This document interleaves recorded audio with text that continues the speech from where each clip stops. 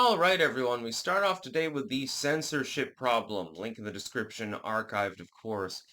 You've had subsequent administrations trying to censor people for some time. It is a direct affront to the spirit of the founding of the United States. That is the First Amendment. There's a reason why, by the way, it happens to be the First Amendment. Even the Second Amendment, the ability to carry guns, comes secondary to that. There's a reason for this. The right of the people to speak freely, to speak their mind, to speak their conscience, is something that was held near and dear by all of the people that founded the United States. One of the problems was that there was heavy censorship by the British government on its subjects, and that was a grievance that they attempted to address. The Second Amendment comes second for a reason as well. And that whole Lexington and Concord thing, there was a reason for that as well. And the idea was that you were going to create a new style, a new system, so to speak, socio-politically. The new system would be you can speak your mind, you can be in privacy. The government doesn't have the unilateral right to simply rifle through your papers or, in this day and age, your digital material, although they ignore this. You have the right to defend yourself. You have the right to an actual fair and speedy trial, although this is routinely denied to people. I know it's been denied to me, and so on and so on forth. This is the whole point of the New World. The whole point was to get away from the old, antiquated system of Eurasia, basically. The old system was, hey, the government can just lock you up in the gulag for no reason. You're in the dungeon. Maybe we'll give you a trial. Maybe. Yeah, it's up in the air at the moment. Depends on whether we like you or not. If you're a dissident, of course, you didn't get a fair trial. This has become the way in which the United States works, actually.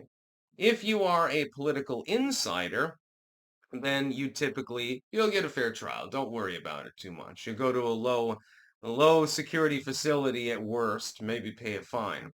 If you're a political dissident, you get the book thrown at you and you get fucked in the ass, basically. Censorship, though, is more pernicious even than unfair trials because it prevents a person from effectively even speaking their mind in the first place. So if you have opinions that the government doesn't like, they simply label them disinformation. Now, I find it very funny because I can remember a time, as a millennial, I can remember a time in which liberals, generally speaking, were on the side of free speech.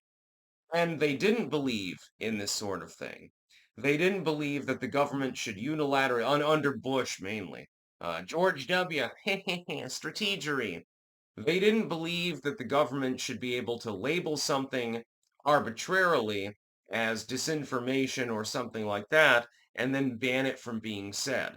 And certainly, if the Bush administration had been more pernicious in communicating with social media firms, which it wasn't because at the time the social media firms were led by people who generally were more pro-liberty, it would have been a huge scandal.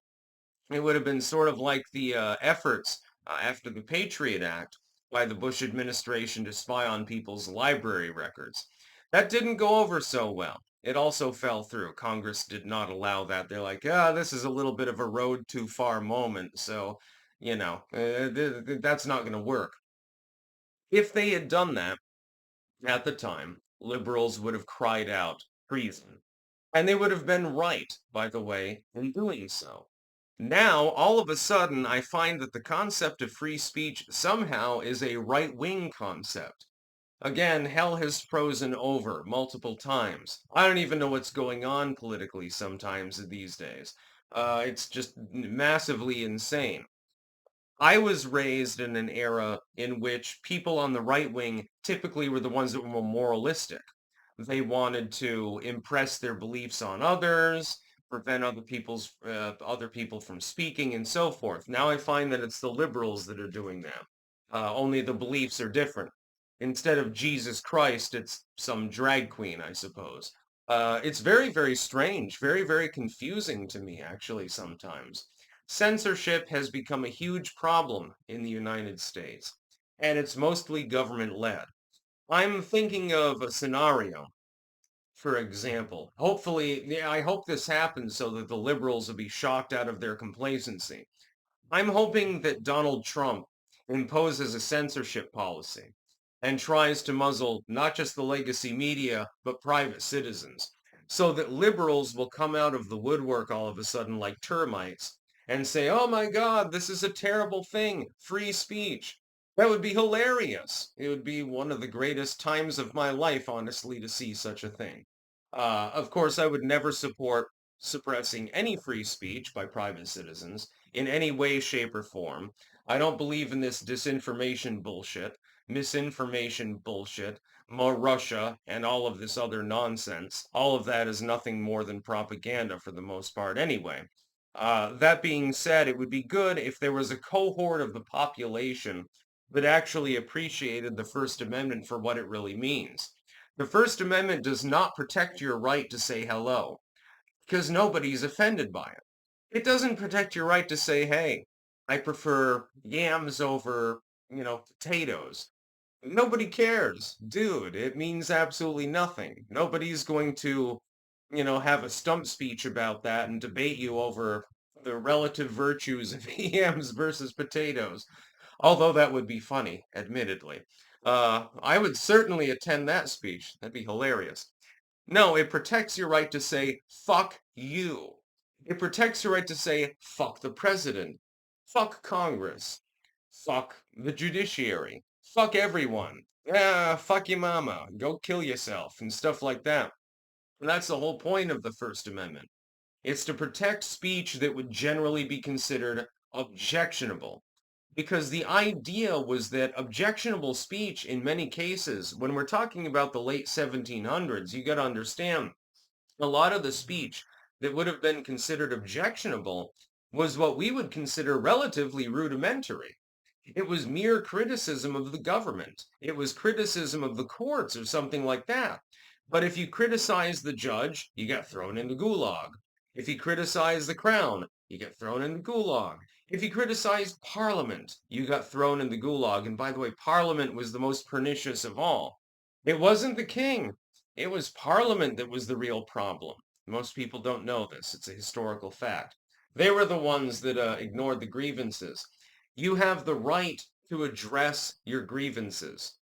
And by grievances, it means I perceive of something that is canonical, that is legal, that is incepted by the law. I perceive of it as wrong. I'm going to speak out against it. The old world tradition was you can't do that. You're not allowed to criticize your masters, so to speak. The new world model is that you don't have any masters. You have a government that represents you, but you're allowed to speak out as much as you want. That was the whole point.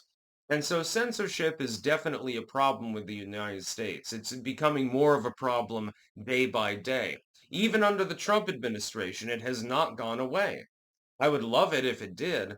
Unfortunately, we'll have to wait a little bit longer. While I support the Trump administration, and I hope that they do a good job in the White House, it's going to take a long fucking time. Even if they dedicated themselves singularly to that one purpose, it's going to take a long ass time to get rid of the censorship machine, so to speak. That's been all. Peace out.